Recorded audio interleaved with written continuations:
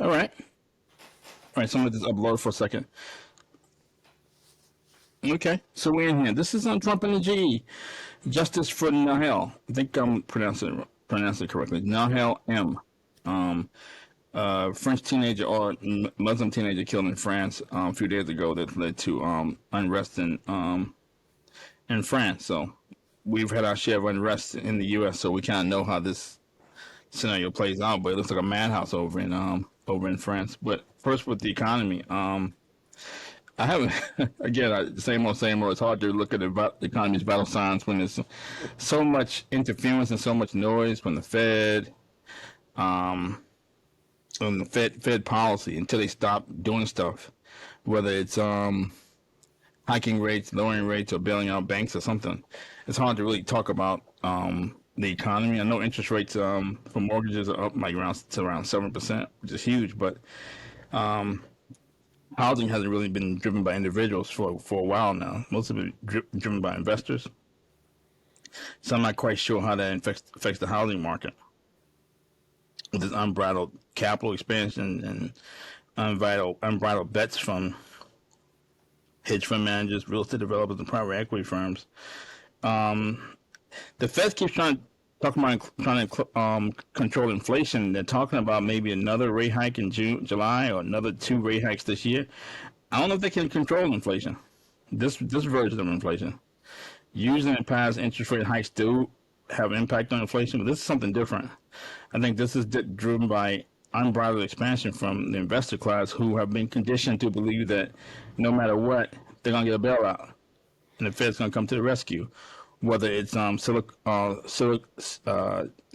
National Bank or this GameStop saga where, these hedge funds are about to take a bath and all of a sudden here comes Elizabeth Warren and Federal Reserve steps in to keep them from losing it all because the system is fragile, which is the point. That's why that's what they're looking for. Every time they're about to, these silly positions that they take that's driving inflation. Every time something happens or about to happen that could stop this behavior, the Federal Reserve steps in and stops it. Then they want to hike interest rates to stop inflation, which is driven by continued investment from investors, where the economy may not be strong enough to support those investments, shall we say? And then I think we talked about past that when President Joe Biden first got elected, it was almost like going to a masquerade party. He had a mask on. At some point, the American people gonna want to know what's behind the mask. And then we found out last week when Supreme Court didn't uphold his student loan ban or something. They're Right. saying Biden knew the Supreme Court was gonna shoot it down to begin with. It was all just all like a bunch of saber rattling, it was all a trick bag to begin with to make it seem like, oh yeah, I'm woke and I'm for the people, but at the same time, he knew it wasn't going to work to begin with. That people got to pay back their student loans. So I think the mask has fallen. I think people, call him Biden for who he is, and he can only pander to people for so long before people start to look at his overall record. He's been in office almost 4 years, and people start looking at his record and not just the latest talking point or the latest pandering to people to you know make him popular with certain segments of the country so he can keep getting elected. So I think the mask has kind of fallen off by now, and I think we're looking at someone who is probably going to struggle physically, if not mentally, doing any presidential debates. So that's sort of my take on the economy. Yeah, I mean, to that kind of last point about Biden and the mask falling off, he's not really giving folks an incentive to look forward to another 4 years. The little bit of incentives, if you can call it that, maybe half-hearted talking points. I can't even really call them promises because he really didn't promise anything on the campaign trail before he got there. So, but the beyond the first 2 months in office when he wrote, I think, over 40 executive orders, largely based around racial equanimity, gender equanimity, and very little economic um, policies that would look to fix some of the gaps. Beyond that, it's just been completely downhill. You know, his ratings dropped below Trump's ratings. So, you know, folks, I think, have been disheartened with Biden for a long time. And, you know, the student loan uh, first boosted his ratings, if you remember, when, you know, it was a lot of this back and forth, right? He kept changing positions. First, he came in on the idea that they are going to give student loan forgiveness. It was a talking point even of Kamala Harris while she was still running her own campaign, continued as a running mate under Biden. And then they reneged on that. You know, his popularity plummeted. Then they brought it back up because the initial number, I think, was 50K. Was supposed to be forgiven, and then we heard 20K, and then nothing, and then, you know, 10K became, I think, the compromise, and now to see this, you know, get essentially booted out of the Supreme Court, people are back to the same position of being, you know, kind of disheartened with Biden. It's just they literally have nothing to look forward to with this man. So I think this has been a long time coming. You know, and even to that point of kind of filling some of those economic gaps. You know, one of the things that continues to be an assumption is that, you know, the economy can expand infinitely, despite the fact that we live on a finite planet, despite the fact that we have finite resources. It takes, you know, it took the planet billions, literally billions of years to create the sand, specifically sea sand, ocean sand. Anytime you go to a beach, that sand that's at a beach that has created a beach, we've largely run out of sea sand. You know, I've spoken about this before a few times before, and the fact that in every country's 2030 outward look for how they're going to develop the country, it is always built around infrastructure, and yet no one is talking about, well, how are we going to continue these plans for infrastructure if we've run out of the very raw material that every single building structure at this point, with few exceptions, are largely made of. Like, you know, you can pick an item in your house, and 9 out of 10 times that item has been made with some amount of sea sand.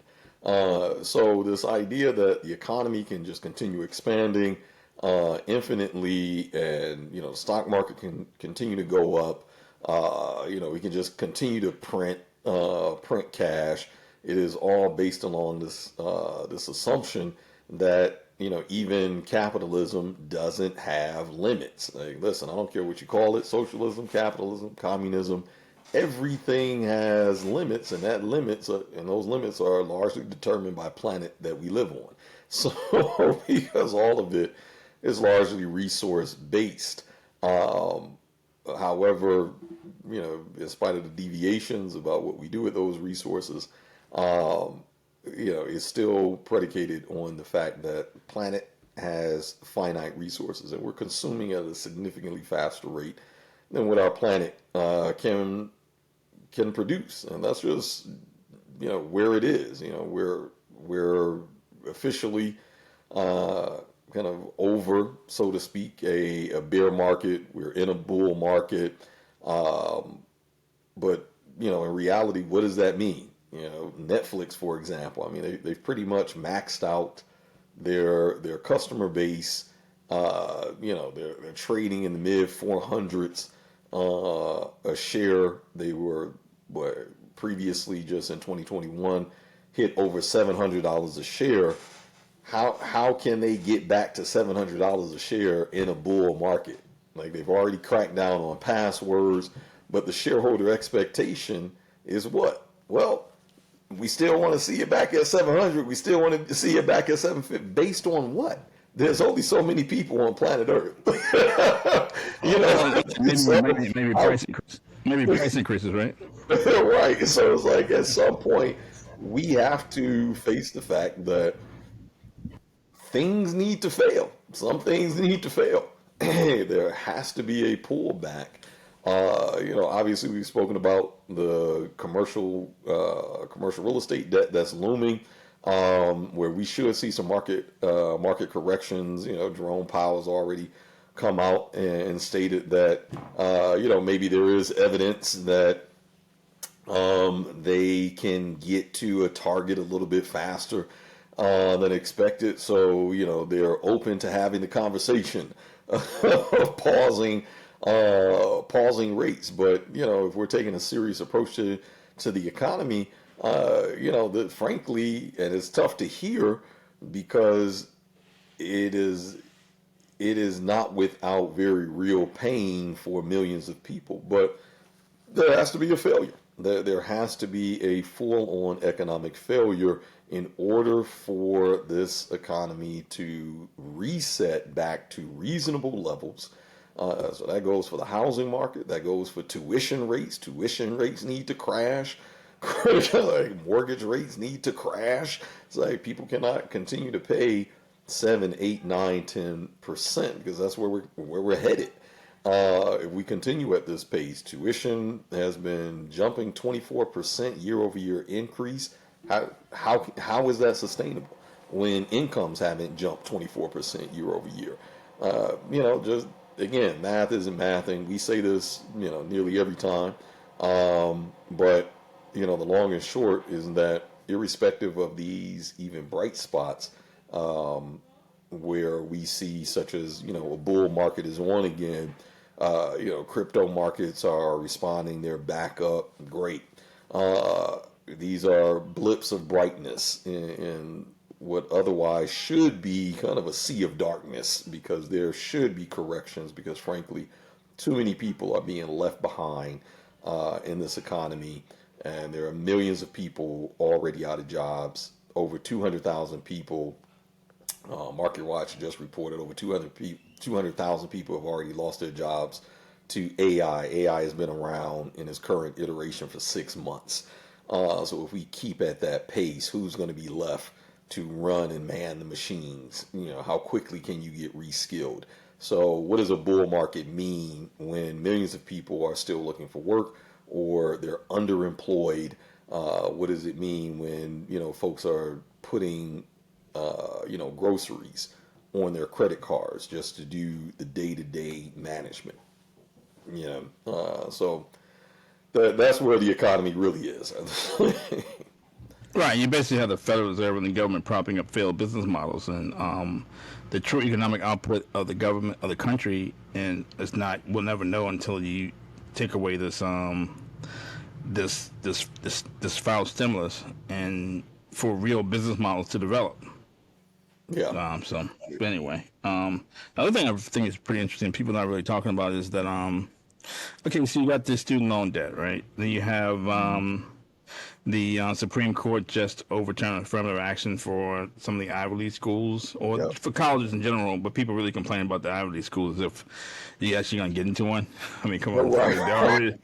they're already exclusive. But and this conservative court that's been packed by former President Donald Trump. You know, these things have.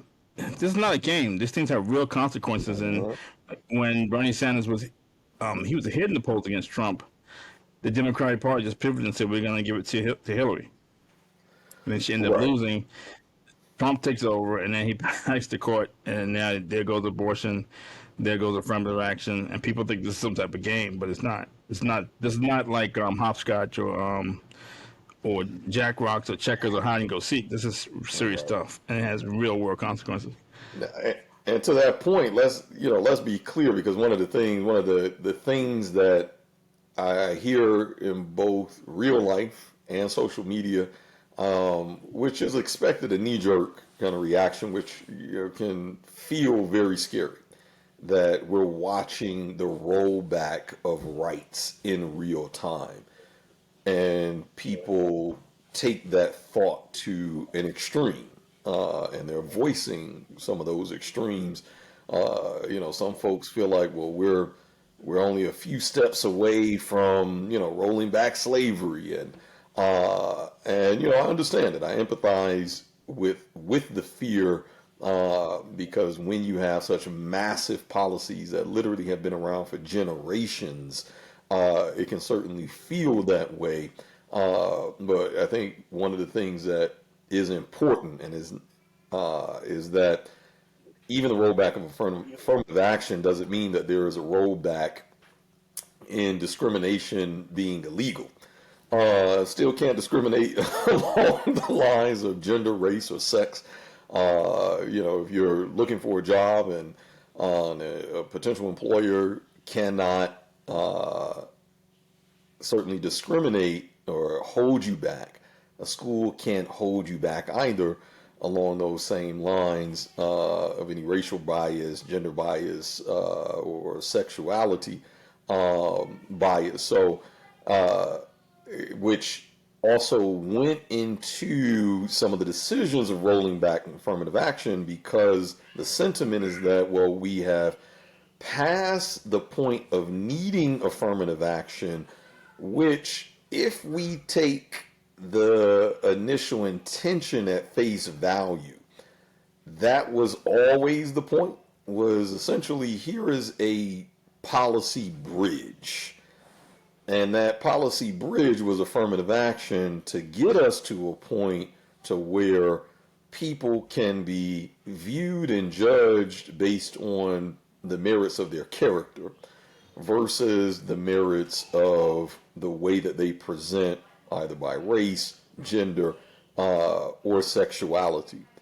The emphasis, even from the folks that are cheering for the rollback of affirmative action, is also misguided, because the pushback is that it has provided an unfair advantage to folks, when even in the language of affirmative action specifically identifies that any candidate should not be chosen based on race, gender, or sex to give them an unfair advantage. The point of affirmative action was simply to open the door and make sure that folks are being equally considered for their skill or merits otherwise, because there was already an unfair system that focused on those who were considered the right color. And that color was primarily white. Let's call it what it is. So, I think it's just important to set the tone and kind of make that clear on both sides, right? That certainly if folks feel like now this has opened the door to threaten further rights, by all means, exercise the protest. But also equally, the elimination of affirmative action does not mean that discrimination is now carte blanche, right? And is open season to kind of say and do what you want prejudicially against any marginalized group. Right, especially anybody not black. Right. You can't do that. But anyway, so on to Nahel M. So basically, a few days ago, a 17-year-old kid was killed. Muslim kid was killed in France by the police. There's some question marks over the actual fact pattern, which we're going to get to shortly. But it's a flashpoint. That's similar to Trayvon Martin in the U.S. Tamir Rice, Michael Brown, Eric Garner. It's also similar to a flashpoint that was in 2010 when Khalid Saeed, a teenager, was killed by police in Egypt, with this uprising in Egypt, and then ultimately to uprising throughout North Africa. So I'm going to play a clip of a gentleman explaining the details of this incident with the police. I'm gonna try to share my screen. Okay.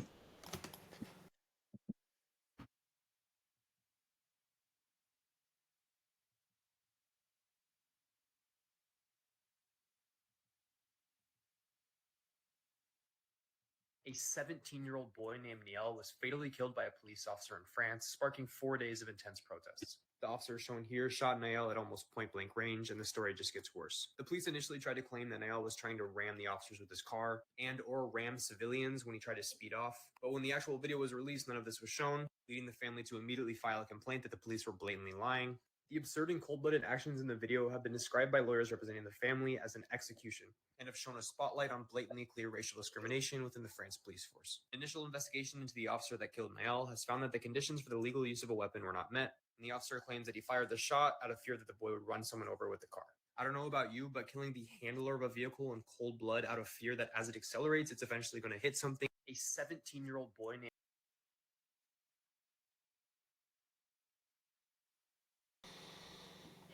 Basically, so that the police are lying,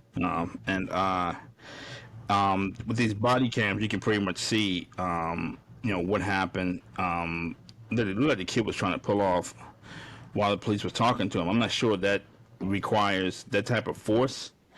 You know, and we saw this with I think it was Castile. I can't think of his first name, out of Minnesota, where Bill he Castile. basically he basically told the police officer he had a gun and got to start shooting. So I Mm-hmm. don't know if this requires this type of force. Um, and I won't pretend to know all the different the racial politics in France, but the kid was Muslim, Mm-hmm. so that may have had play a part in the reaction from the populace over there. But these people are going crazy. The pictures are crazy. Like, they burned down buildings. Mm-hmm. That's probably what they were saying about what's going on in Minnesota after Aragona got killed in France. Probably what they were saying in France. But I've seen, police cars being burned, police officers set on fire. Somebody broke into some guys broke into, or some people broke into like a Volkswagen dealership and just started driving off with cars. They broke into they broke into a zoo. Looked like a Monte Carlo or something, like a race car race Yeah, yeah, yeah. Like a Formula a race One. car or something. Yeah, Yeah. yeah, they're just throwing off. I'm like, geez. And then someone broke into a zoo and let the animals out. With giraffes and zebras and lions jogging in the street. I'm like, this is crazy. They're going off, and like I said, it's a flashpoint, which could mean, it could have been a lot of other things going on. For instance, when Rodney King was beaten up by police back in the early '90s, there was Mm-hmm. already pent up anger in Los Angeles. It wasn't like this was a one-time thing. They were terrorizing. It was. I grew up in Virginia. This is before social media. It was well known throughout the country that L.A. the police was very hard on blacks. They were terrorizing blacks out there. Um, Mm-hmm. it got so bad that Marcus Allen, the Los Angeles Raiders football player, he had to Mm-hmm. have a special license plate. He got stopped. I think he had a Ferrari or something. He got stopped so many times by the police. Oh, they saw the black man driving a Ferrari. It's like that was the default option to stop this guy. And he had to have a special license plate so they wouldn't keep stopping him. But it was already pent up anger in L.A. And after Rodney King was beaten up, it just went crazy. I mean, after the people got off, after Okay. the Rodney King incident, people just started protesting to burn down L.A. So the countless looks like was happening in Paris, Mm-hmm. and so I just want to get your take on it. So that's sort of your take on sort of the fact pattern and the events. One, yeah, I think I'm observing much the same as the rest of the country, right? That you first hear of the incident that the 17-year-old was shot trying to either attack the police. I think at this point there was already a healthy dose of skepticism, and the way that the people protested, at least for me, I knew that there had to be significantly more to this story. And one of the things that I think is we have to keep in mind is that there was already unrest in France, like specifically Paris, prior to this shooting. So people were already protesting, had already broke into the Black Rock building and burned the Black Rock building down weeks before Right. Yeah, this. they are clearly more sophisticated than the normal person in the U.S. Correct, right? Because they understand, and I think I even said it on one of the previous shows that I have a healthy respect for the French in the sense that these people have no problem like protesting over any and everything. If they feel like their rights are being violated. I think the previous reason for the unrest was because Macron increased the age of retirement, and then I believe reduced the contribution. So they were getting, doubly screwed over, and so largely affects everyone, the young and the old, and they took to the streets. And France, French people understand, I think, very diligently the relationship between capital and labor, which, Mr. Mitchell, on that point though, on previous shows, Mr. Davis pointed out that we can talk to a blue in face about vital signs of the economy, what's causing all this, and how it's going to end badly about all this money printing, but nobody really cares until it affects them. And apparently, the French just figured out this affects us. oh, 100%, 100%. I think too. So for me, yeah, the killing of Nahel, and hopefully I am pronouncing that correctly, um, is very similar to the George Floyd spark, right? Where in the U.S., people are already daunted by the fact that COVID is happening. Tons of people were already laid off or furloughed. At the end of the day, not getting a check, right? And it was on, and folks are dying left, right, and center. And that was the straw. George Floyd was the straw where people were already fed up. People were already backs are against the wall, being pushed economically. They're being pushed in their homes. That tension is already there and was built up. And George Floyd was murdered. People absolutely let that tension out in both positive and negative ways. And I feel like the same kind of fact pattern is happening in France, that they were already at a place of frustration. They're already letting that frustration out. They weren't even pent up. But I think for those that may not have participated in the first kind of wave where Macron increased the, I think, retirement age, Nahel's murder was that straw, the same way that George Floyd was, where now you're seeing significantly more folks engaging in the protesting in both positive and negative ways. Equally, what I find interesting is that historically, if you look at the American Revolution leading to the ratification of the Constitution 1776 and the founding of America, the French Revolution took place shortly after. So you had the French Revolution kind of taking notes, per se, from what was happening in the U.S.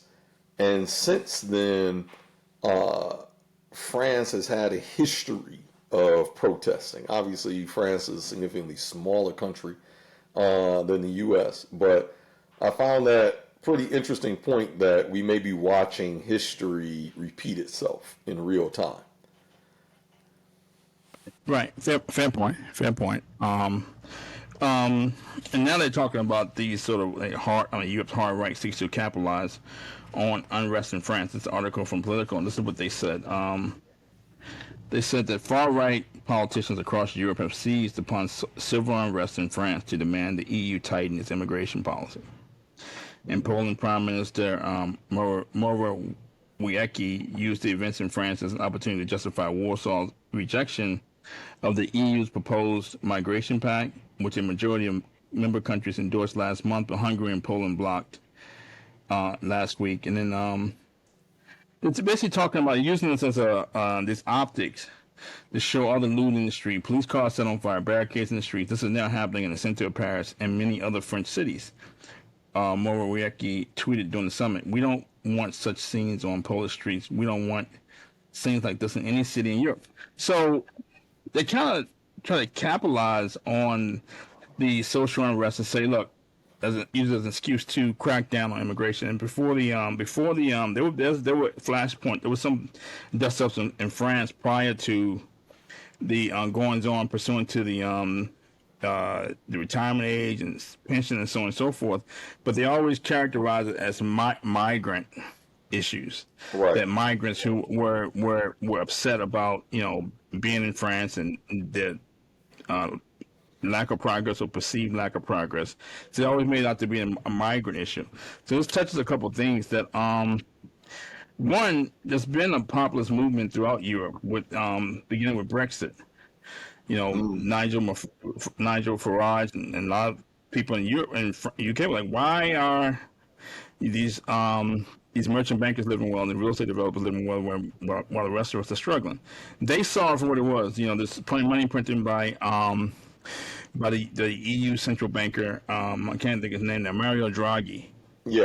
Mm-hmm. So he's keep printing money and giving it to his friends. Same thing we were saying over here, because all this stuff hung together. This sort of new world order. All these people printing money and prancing around. And look what we did. We saved the global economy. And so they left the EU. And Obama tried to talk them out of leaving the EU and implied directly or indirectly that they may fall down the U.S. list of trading partners if they leave the EU. And UK was like, get out of here. Why are you over here meddling in UK business? And now there's question about whether the EU will survive all this. Because there was the rise of Beppe Grillo in Italy, then the rise of Marine Le Pen in France, who was nowhere. She was nowhere prior to Brexit, and she started repeating former President Donald Trump's talking points when he was on the campaign trail. She's repeating everything he said verbatim, particularly with closing borders in France to immigrants, and she's repeating a lot of his talking points verbatim, trying to rout the populace against all this money printing, against all this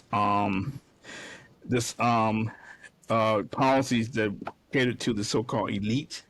I hate using that word elite, but catering to the elite, or what we call the investor class in France. It's the same thing we're doing in the UK. And in the US, and Mario Draghi is probably more aggressive than Yellen or Ben Bernanke. I remember days when the stock market was flat or going down, and Mario Draghi started saying, we're going to print more money in Europe. All of a sudden, the U.S. stock market goes up. It was a direct reaction to his to Mario Draghi's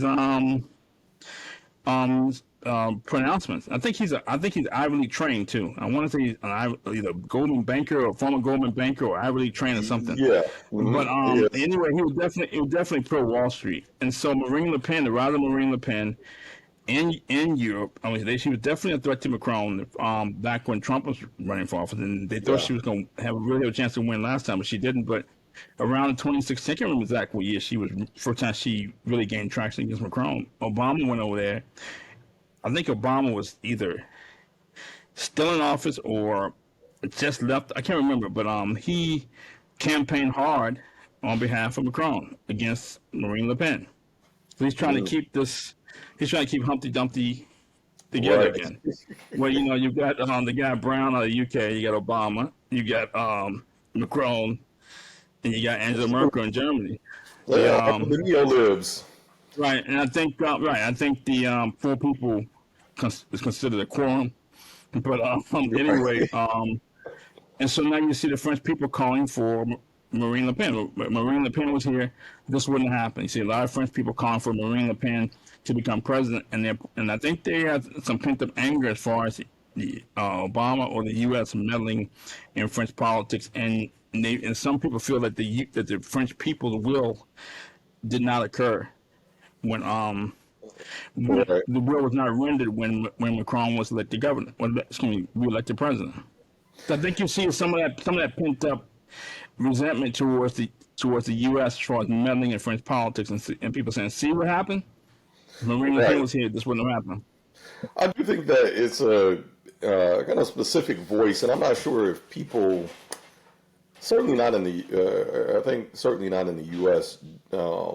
Do people necessarily draw the line or kind of connect the dot between the productivity of a country and its immigration policies, and specifically how it adds. I think the dot that's connected is typically in a negative way, that here are folks that are taking opportunities away from away from Americans, and in a French sense, away from French-born citizens, or UK-born citizens, whatever it may be. But I think a great example of what France could expect, and certainly, let me be clear, really the whole of Europe, because there's really only a few places in Europe that are actually thriving. Germany, obviously, and England and France. There's really only a few places that are even responsible for the bulk of the productivity that comes out of Europe. Europe is Oh, you mean the EU? You mean the EU? no, I mean Europe as a continent. Like, I Oh, mean, okay, okay. yeah, as a continent, Europe is a weak continent. It just is. Without the dependency on the resources from Africa, which is my point, that without immigrants, and you can see it in Canada, for example. Canada understood very early on that if they don't bring people into Canada, the success of that country is going to fail, and fail very quickly, which is the reason why Canada was considered one of the best immigration policies in the world, literally ranked. From a U.S. lens, we can see what that impact would be with DeSantis. DeSantis, pretty much made Hispanics an enemy. They said, no problem. You don't like us, you don't want us here, we'll stop doing the jobs that most folks don't want to do. And, for weeks, we saw the, construction, we saw, videos of construction sites empty, agricultural fields empty. Why? Because these are the very folks that are doing those jobs that are open to immigrants, that do have a low barrier to entry, but that adds significant value to the overall productivity of a country. So those attitudes quickly backfire in reality. Sounds great as a political talking point to rally around some false sense of patriotism and nationalism, but that's just what it is. It's a smoke and mirror to push an agenda that truly only benefits the investor class and weakens what's left of the middle class. And really, France is no different. France is a weak country as a whole. That's why it still largely depends on the $500 billion a year annually that it extracts from the over 14 former French colonies, to include Haiti as well. Keep in mind, of that 500 billion, France only produces a GDP of about 2 trillion. So you're talking about Africa producing a quarter of France's GDP. That is nothing to sneeze at. So without these immigrants being here, may not like them being there, well, leave their money alone then.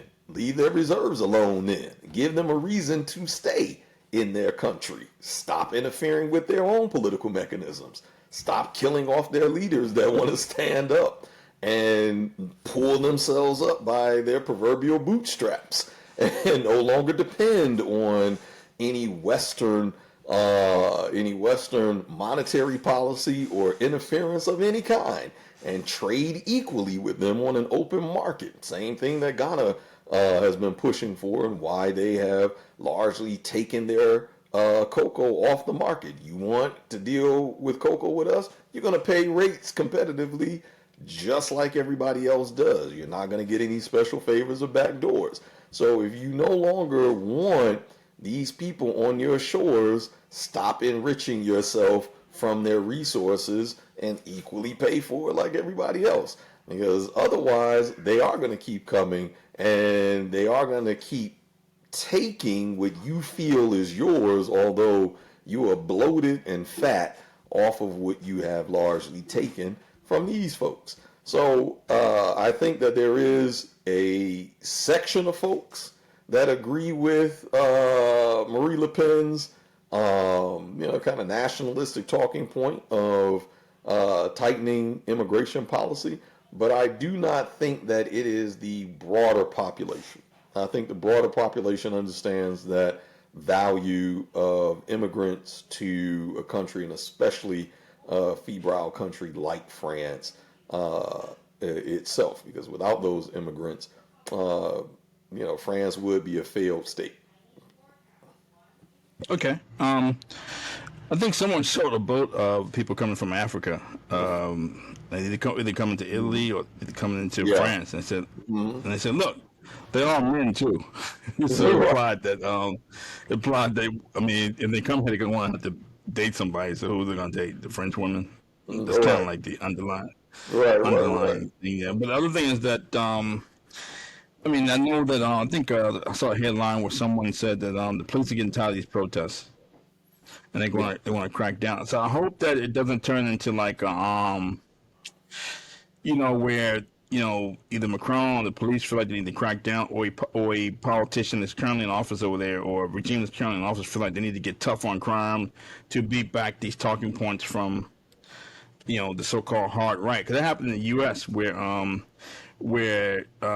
back when George Bush was running for re-election, he was behind the caucus in the ratings, and he was trying to show how he was tougher on crime than the caucus, and showed that picture of that guy, I guess Willie Horton, who had been let out of prison for the weekend or something, and he committed a crime. And then you had Bill Clinton, who wanted to show that he was tougher on crime. He wasn't soft on crime. So then you led to the 94 crime bill, on 3 strikes, that type of stuff. So it kind of like just try to show that tougher on than the other side, it could hurt the populace even more. So I mean that's one thing to look for. And as far as immigration, it's or what they call asylum seekers. They're saying that about 4 million Ukrainians have come into Europe since the Russian invasion in February 2022. They're also saying that the EU is receiving like 1 million requests for international protection so far. And back in 2016, there was like 1.2 million people sought asylum in Europe, but they were mostly people coming from North Africa or Middle East, because I think it's safe to say that the Obama administration tried to seize upon unrest that was already happening in North Africa, and he pushed for Mubarak to step down, and then also the U.S. sort of meddled in Libya. So that kind of created a powder keg over there, or a hornet's nest, where they kind of again metastasized where people are seeking asylum to European countries. And so I think that's something to watch, because it's a talking point, and I think it's a talking point that's going to resonate in the U.S. once the presidential election heats up. I think you'll hear these talking points from Trump about people, not U.S. not having a problem with people, immigrating to the U.S., but long to immigrate, the proper way, and not just kind of dump on our borders. So I think that that's gonna be a message that resonates globally. The other thing is that I have a feeling that as these populist messages resonate in Europe, I think you're gonna see probably an even bigger embrace for Donald Trump if he decides to run for re-election. If he can overcome the legal battles, and I would kind of wonder how much it would embrace the Democratic Party will receive over in Europe. Mm.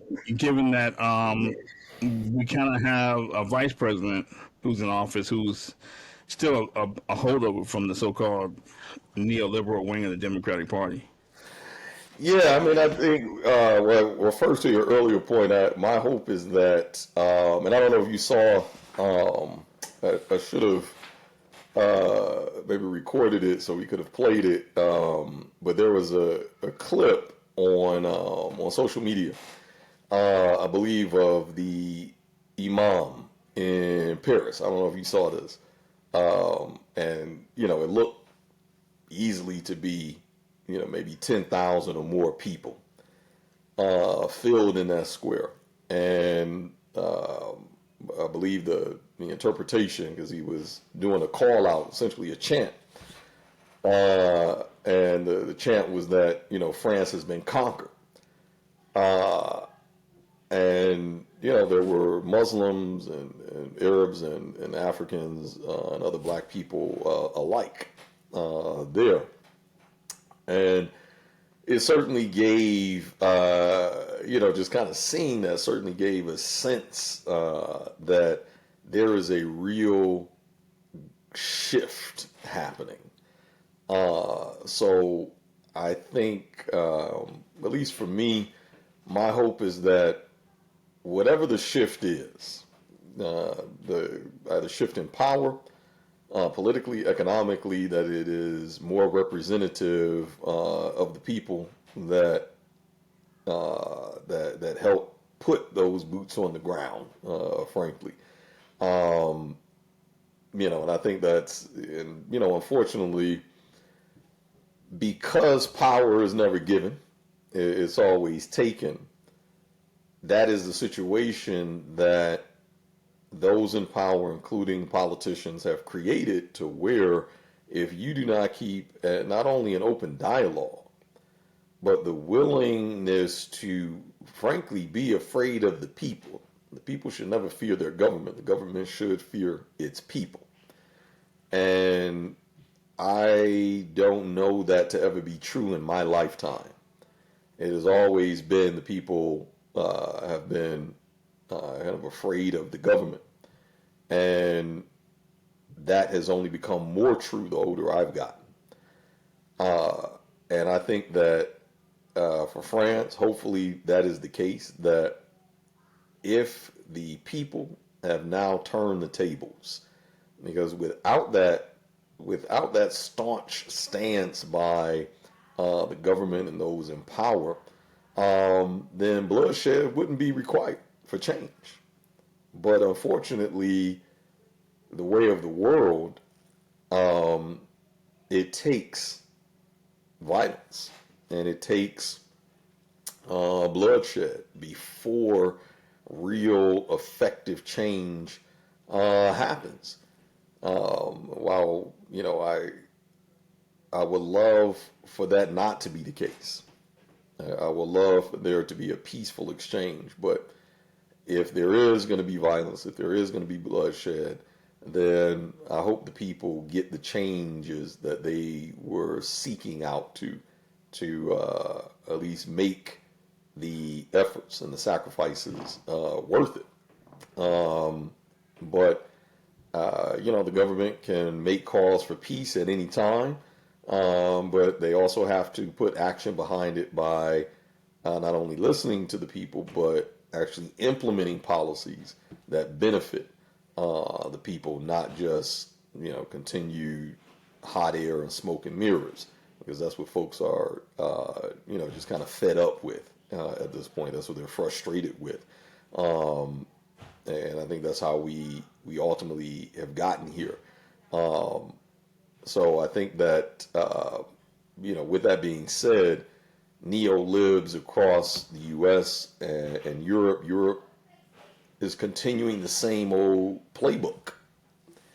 And Europe will continue its dependency on the same plays: protections from the U.S., concessions in order to gain said protections, and economic trade agreements, and enriching with those relationships from the U.S., from Israel, the continued kind of neo-colonization of Africa through exploitation of their trade agreements, etc., and extraction of resources.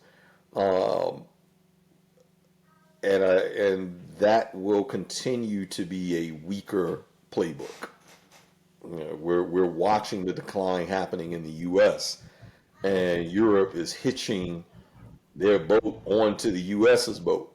But if we continue down this path, as we continue to say every time, this country is continuing to decline. We are declining in real time. So Europe is going to go faster, frankly, and they're going to decline faster. Um, so unless there's real change uh, that's going to be in the benefit of the people, and it's going to be painful and requires much in the same way that should happen in the U.S. Corrections have to happen, and it's going to be painful to implement those corrections, but it will make a stronger nation. It will make a stronger continent, and come out the better for it. But in the short term, it's going to be a lot of pain.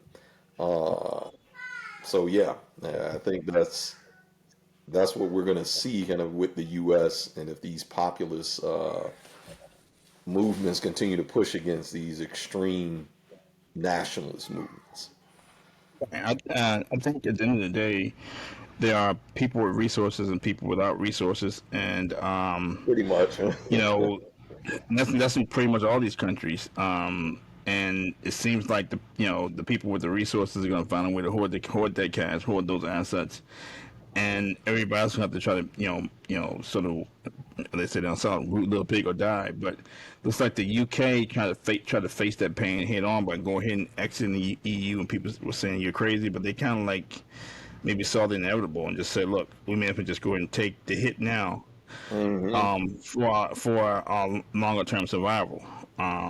So the other thing is that it seems like there could be like some coalitions in France between I guess minorities and the populace, which probably can't happen in the U.S. because everything's so based on race here. That when you see people protesting in Charlottesville, it's all about race and racism, according to the media. We see people, the January 6th protests, just storming the Capitol building, people saying taking our country back. And you got the Negro whisper saying, "Well, you're right. So I can't even take your country back." But if everybody's coming from a working class background, they do have a point. So they don't see class. It's not no real class analysis. It's all about race and so on and so forth in the U.S. But it just seems like it's pan ahead for everybody, whether it's France, the U.S., and there's no way to avoid it. That these pension reforms and people working longer, it's just a reality that's going to happen, and they can protest all they want, but it's gonna happen. Yeah, I mean, I think I think we'll have to see, right? France, I will say that, obviously one of the bigger appeals for Americans even immigrating to Europe. You always hear kind of the same rundown, right? Of, well, oh, why did you decide to immigrate, to wherever in Europe, right? It always comes down to, child care, maternity leave, health care. It comes down to essentially kind of benefits, quality of food, quality of life, work-life balance. These same kind of 5 or 6 reasons that every American that ends up moving to Europe, almost irrespective of the country in Europe. But France specifically, and that even has kind of a near and dear place specifically with France and black folks in America, because France was one of the first places that, during the Harlem Renaissance, where a significant amount of artists would go to France, ended up staying in France, even if you go all the way back to World War II, where soldiers, even a few black soldiers, defected in France. In fact, I believe, and I know I can't believe I'm blanking on his name, but I believe one of the first pilots, like fighter pilots, to get a Legionnaire star. I know, if anybody knows French history, is probably going to chew me up. But he got like one of the highest medals that either a soldier could get in France. Well, he was Black American. He defected and ended up fighting on behalf of France. I can't believe I'm blanking on his name, but it just goes to the point that there is a sense of equanimity there, right, in Europe. And my whole point is that came by way of protest. That the policies where people outside of Europe feel like, oh my God, this is amazing. You get 30 days for any job. There's a minimum pension for every job. No matter whether you're a dishwasher, whether you're a street sweeper, or you are an executive in a C-suite, there is a guaranteed pension plan. There is guaranteed vacations and health care and maternity leave, etc. And all of these things that I don't think we take for granted in the U.S., but it certainly becomes eye-opening when you come from countries that don't have those type of benefits. But all of those benefits came by way of protest and revolutions, and essentially the people demanding what they felt was fair, and through the same means that we are watching now. So I am hopeful.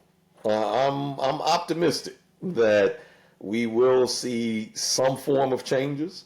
I don't know what they'll be, but I think we will see some response by the haves versus the have-nots. And I think too, the other thing that makes it a little bit more tangible, in a city like Paris and a country like France, that I think you can fit France in Texas and still have room, right?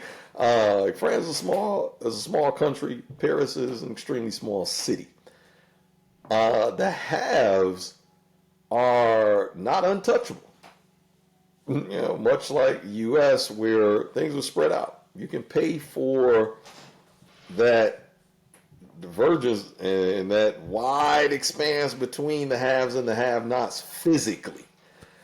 Unless you're in a city like New York, where everybody rides the subway, the haves versus the have-nots, right? They all rub shoulder to shoulder on the train.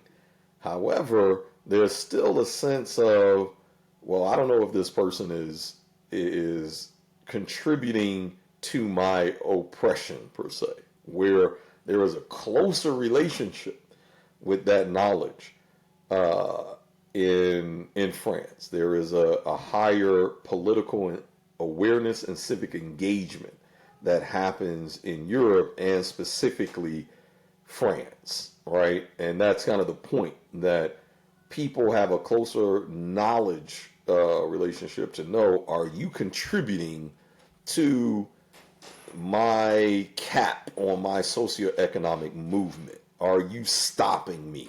And if you are stopping me, well, I'm going to do something about it.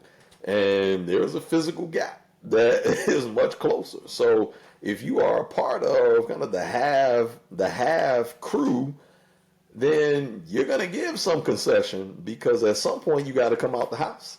At some point, you gotta. You can't live in the catacombs forever. You know, you got DoorDash don't deliver in the catacombs. There's no Uber Right. Eats Yeah. in a cave. I At got you. some point, you gotta touch somebody, and you ain't untouchable. So I think that, in other Okay. words, to close that gap, you realize, hey, we gotta keep these people satisfied to some degree. So I think that's what, I think because of that, I think we will see some changes come out of this. Okay. So, some, Okay. I don't know what they'll be, but I think we will see some concessions come out of these protests. Okay, so definitely part of their national identity. These, all of these, their way of life, and the fact that they don't have to work, 100 hours a week to just make ends meet. It's part of their national identity, and so it makes them French or British or European versus the U.S., where where we work, you know, Hmm. work till you die, and still not, may not be able to pay your rent. But anyway, so that's Trump and the G. That's justice for now. Nahal. Thanks for tuning in. We'll see you in a couple weeks. Thank you. Like, yeah.